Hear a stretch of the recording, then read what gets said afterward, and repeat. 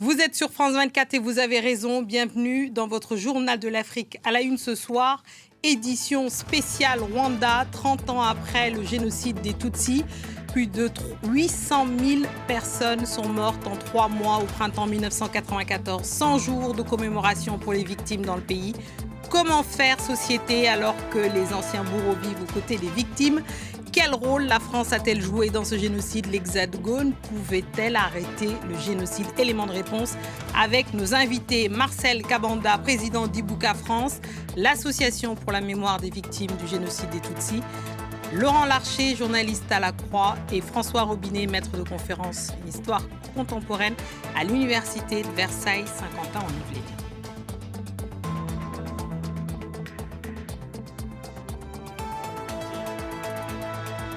Nos cœurs sont remplis à la fois de chagrin et de gratitude.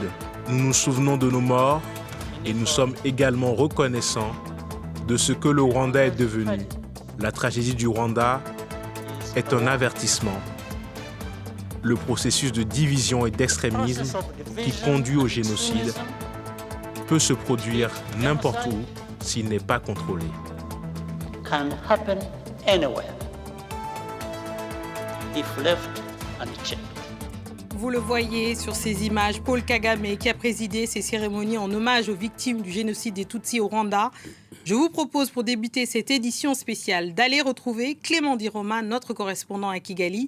Clément, comment se sont déroulées ces cérémonies qu'on imagine déjà très chargées émotionnellement ? Tout a commencé avec cette flamme du souvenir allumée par le président Paul Kagame ici au mémorial de Kigali. Il était accompagné de 12 chefs d'État africains, une douzaine de chefs d'État africains et plusieurs dizaines de délégations venues du monde entier pour représenter leur pays. Alors, ils sont venus ici, ils l'ont accompagné pour allumer la flamme, mais ils l'ont également accompagné dans les arènes que vous voyez derrière moi pour de grandes cérémonies commémoratives qui ouvrent en fait ces 100 jours de commémoration à travers le pays. Alors, ces délégations internationales, dans celle-ci, il y a une personne à souligner, c'est le président sud-africain Cyril Ramaphosa qui était également présent aux côtés du président Paul Kagame. Il faut savoir que les deux pays entretiennent une relation assez tendue, qui n'est pas idéale, mais pourtant ce président africain était là, sud-africain était là, et c'est le cas de très nombreux chefs d'État qui ont voulu montrer leur soutien au Rwanda dans cette période difficile et qui ont voulu montrer qu'ils comprenaient aujourd'hui à quel point le Rwanda avait progressé et tout simplement être aux côtés de Paul Kagame. Merci Clément Diroma. Et on revient sur le plateau retrouver nos invités. Je me tourne d'abord vers vous, Marcel Kabanda. Vous êtes président d'Ibuka France, l'association pour la mémoire des victimes du génocide justement des Tutsis. Que représentent en particulier justement ces cérémonies du 7 avril pour vous et pour les Rwandais ? Merci. Ça représente un moment assez important. C'est toujours un moment, c'est le souvenir qui remonte, c'est-à-dire le souvenir de cette période où les Tutsis ont été chassés, tués et massacrés pour ce qu'ils étaient, et massacrés avec un objectif d'éradication. Alors aujourd'hui, c'est très chargé. Ça fait 30 ans, c'est pas le nombre d'années, mais qu'est-ce que ça représente ? Vous imaginez les rescapés, ceux qui avaient 50 ans, ils ont aujourd'hui 80 ans, ça veut dire que dans le corps, ça commence à peser. Et il y a une jeunesse, ceux qui sont nés en 94 ont maintenant 30 ans. Ils ont envie de comprendre. Donc on est dans un moment charnière où ceux qui l'ont vécu sont en train de disparaître, ou ceux qui ne l'ont pas vécu arrivent à l'âge adulte, à l'âge de responsabilité. Et tout ça, maintenant, se croise. Donc, c'est un moment charnière, c'est un moment important. Est-ce qu'on a tout compris ? Est-ce que la justice est faite ? Est-ce que la vérité est faite ? C'est un moment de questionnement assez important. Assez important. Et l'autre chose, c'est évidemment le traumatisme, le poids du traumatisme. On sait qu'un Rwandais sur 5 aujourd'hui souffre de problèmes mentaux et que c'est difficile, évidemment. Est-ce que cet aspect-là, justement, est pris en compte au Rwanda aujourd'hui ? Cet aspect n'était pas pris en compte au moment des jeunes. En 1994, les Rwandais ne savaient pas très bien, n'étaient pas très conscients de ce problème-là. Ça ne veut pas dire qu'il n'existait pas des cas de situation de santé mentale en difficulté. Mais aujourd'hui, après le génocide, ces cas se sont multipliés par le génocide lui-même. Mais les moyens n'ont pas... Les Rwandais, il y avait 1000 problèmes. Vous savez, quand vous avez des problèmes de mettre les enfants à l'école, faire soigner, construire des hôpitaux, mettre en place un système d'administration qui marche. Donc, beaucoup de choses à faire et très peu de ressources. Donc, cette question de santé mentale, elle est importante, mais les moyens de la prendre en charge véritablement comme il faudrait n'existent pas, manquent. Forcément, ça va être l'objet j'imagine, de plusieurs, de beaucoup d'investissements forcément à venir. Alors, je me tourne vers vous parce qu'on va en profiter pour faire un point historique. Et on va profiter du fait que vous êtes tous les trois avec des formations historiques. Laurent Larcher, vous êtes journaliste à La Croix, auteur de Papa, qu'avons-nous fait au Rwanda aux éditions du Seuil.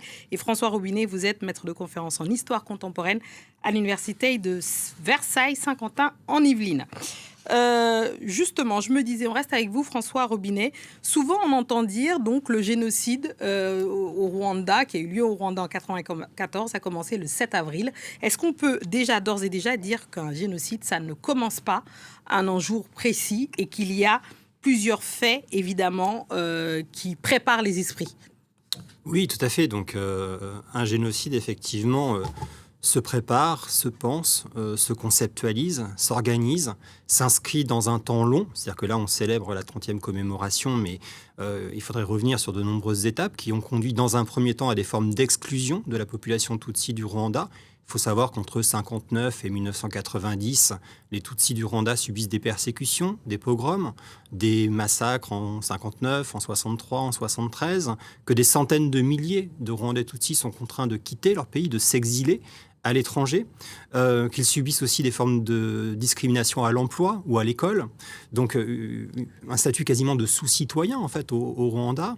Et cette situation va être exacerbée par la guerre civile des années 90 à 94, où là désormais les Tutsis du Rwanda sont considérés comme des complices, comme des suspects, en fait, complices du FPR, qui a lancé une offensive en octobre 1990.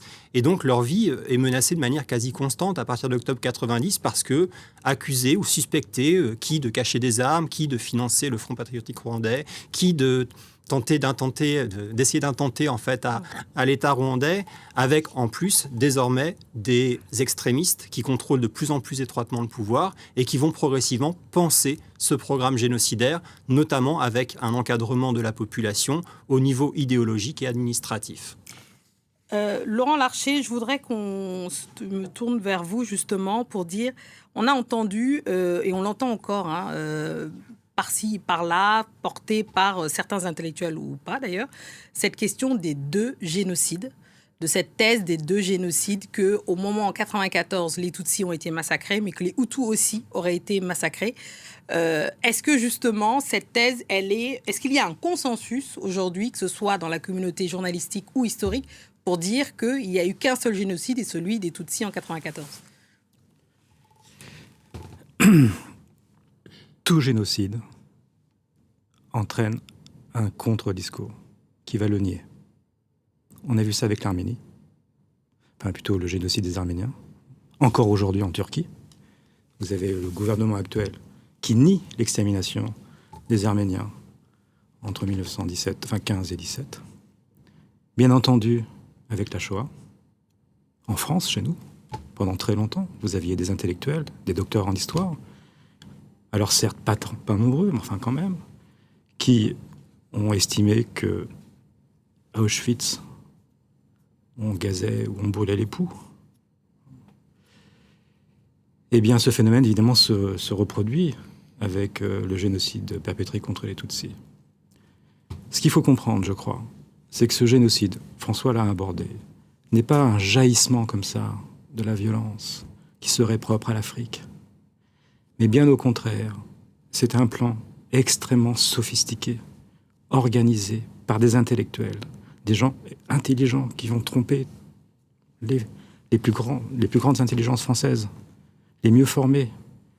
ils vont les rouler dans la farine pendant 13 ou 14 ans de notre soutien à ce pays. Ce qu'il faut comprendre, c'est que ces gens extrêmement intelligents ont non seulement fait preuve de raffinement, de perversité, mais ils se sont aussi inspirés de l'histoire, notamment de la Shoah, de la manière dont Hitler a exterminé les Juifs, et de la manière dont Vichy a participé à cette extermination. Ces gens extrêmement intelligents développent très vite le discours « toute la faute repose sur la victime », comme d'habitude. Donc, les Tutsis, le FPR. Ce discours date quasiment du début des années 90. Évidemment, il apparaît de manière très claire dès le génocide en 1994. On va en reparler et on va creuser un peu plus la question de la France, mais j'aimerais, Marcel Kamanda, qu'on parle un mot sur la communauté internationale avant d'aborder le cas particulier de la France. Est-ce que la communauté internationale, selon vous, aurait pu arrêter le génocide ? Selon moi, oui. Ce que j'observe vraiment, c'est qu'elle n'a même pas essayé. Et ce que j'observe aussi, c'est qu'elle avait les moyens. D'abord, elle avait une connaissance. Le Rwanda n'était pas un pays qui était sur Mars, une planète, était sur Terre. Donc, le Rwanda, il y avait au Rwanda des ambassadeurs, il y avait des missionnaires, il y avait des coopérants de toutes sortes, il y avait des ONG. C'était tout le monde, tous les pays avaient, presque tous les pays du monde, tous les pays importants en tout cas. La France, on n'aborde pas la France en particulier, mais tous les pays importants avaient des représentants au Rwanda. Donc il y avait une information qui sortait. À côté de cette information qui pouvait sortir par les canaux diplomatiques, il y a eu des enquêtes menées par des ONG, comme l'enquête de la Commission internationale conduite par la FDH qui a produit son rapport en début de l'année 93. Donc, sur des pogroms qui impliquaient largement l'administration rwandaise et les forces armées rwandaises, les forces de sécurité rwandaises. Donc, il y a une information. Il y a les moyens, puisqu'il y a même les forces des Nations Unies qui sont sur place. Le Rwanda, c'est un pays qui est quand même porté financièrement, diplomatiquement, etc.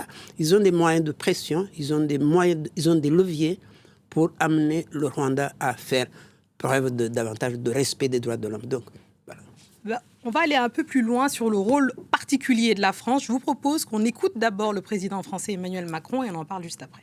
Sur ce génocide, ce moment si important, cruel de votre histoire, oserais-je dire de notre histoire. Je crois avoir tout dit le 27 mai 2021 quand j'étais parmi vous. Je n'ai aucun mot à ajouter, aucun mot à retrancher de ce que je vous ai dit ce jour-là. La France assume tout et exactement cela dans les termes que j'ai employés et je remercie encore le président Kagame pour la manière qu'il a eue de les accueillir et ce faisant d'ouvrir une nouvelle page ensemble de notre relation. Laurent Larcher, on est revenu justement en plateau dans cette édition spéciale sur le Rwanda 30 ans après. On a entendu Emmanuel Macron il y a 2 jours, faut vous dire toute la vérité. On nous a promis finalement un pas supplémentaire par rapport à 2021 où la France reconnaîtrait, on va dire, plus avant son rôle et qui annonce clairement qu'elle aurait pu éviter le génocide. Finalement, il y a un rétropédalage. Racontez-nous. Alors nous avons reçu, nous les journalistes, des informations venant directement de l'Élysée, enfin des éléments de ce discours que le président Emmanuel Macron devait tenir aujourd'hui. C'était jeudi. Et dans ces éléments, il y avait une phrase tout à fait importante, bien entendu, oui, effectivement, qui disait que la France, alors je la cite, aurait pu arrêter le génocide avec ses alliés occidentaux et africains, mais n'en a pas eu la volonté. C'est ça. C'est ça la phrase.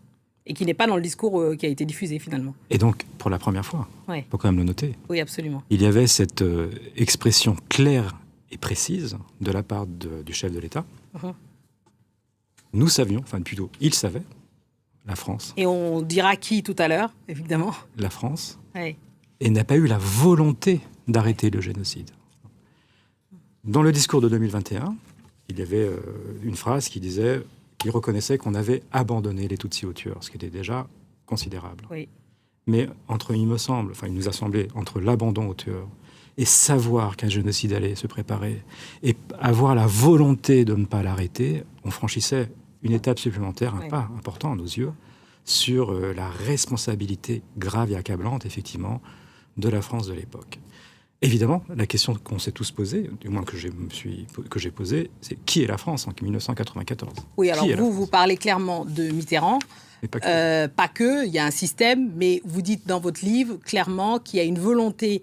D'abord, il y a les liens d'amitié entre Mitterrand, son fils, et Habyarimana, la famille, père et fils, du coup. Est-ce que pour vous, justement, parce qu'on sent aussi, depuis 2021, on sent une volonté de circonscrire la responsabilité autour de Mitterrand. Est-ce que c'est juste ? Disons que c'est déjà un premier pas important, parce que moi qui suis cette affaire depuis 1994, je peux vous assurer que pendant 27 ans, nous étions devant un déni en France. Un déni, mais hallucinant, qu'on a connu auparavant avec la Shoah, justement, enfin, du moins l'implication de Vichy dans la Shoah, ou bien avec la guerre d'Algérie et la torture. Eh bien, là, nous avions la même chose, c'est-à-dire le déni du pouvoir politique sur ce que le pouvoir politique de l'époque, l'exécutif de l'époque, avait réellement fait. Donc, ce pas est important. Enfin, un président reconnaissait qu'un l'un de ses successeurs avait une responsabilité grave et accablante.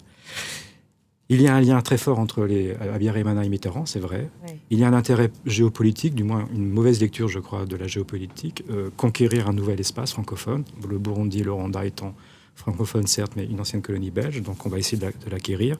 Un anti-américanisme qui structure la diplomatie française depuis très longtemps, puisque le FPR est soupçonné d'être soutenu par les anglo-saxons.